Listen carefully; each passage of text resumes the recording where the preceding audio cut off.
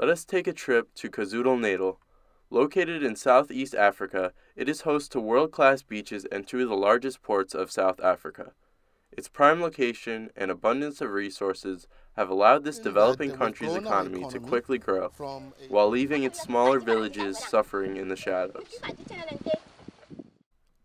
Amali Reddy lives outside of Durban, in a village called Shakaland, about 2 hours from Durban.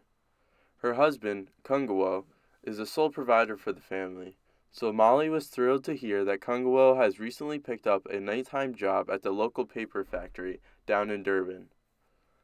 While Amali doesn't work, she has plenty to do around the house to keep her busy. Every morning she gets up at 5 a.m. to cook her husband a hot breakfast before he goes out hunting for the day. Once Kungawo leaves at 7:30 to go out hunting with his village, Amali's day is still just beginning. Recently, she has been spending her free time around the house, getting a nursery ready for their first son, Lou Bunzi.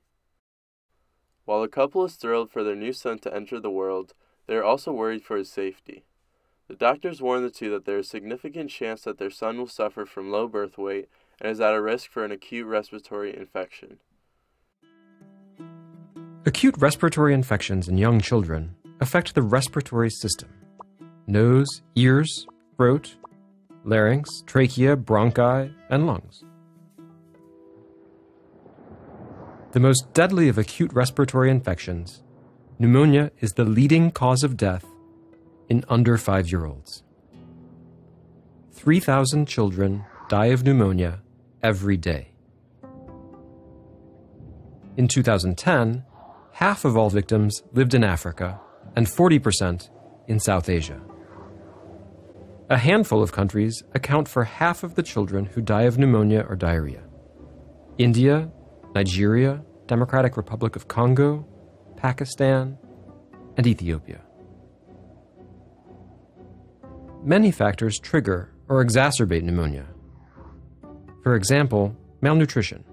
An undernourished child is 6 times more likely to contract the disease. Poor indoor air quality also increases susceptibility to the disease. In sub-Saharan Africa, 80% of the population still use wood or coal to cook food. Since KwaZulu-Natal is developing so quickly, many things have been neglected as the country focuses on developing further. While the country's economy and infrastructure is developing, poor ventilations and biomass fuels are causing hazardous levels of indoor air pollution.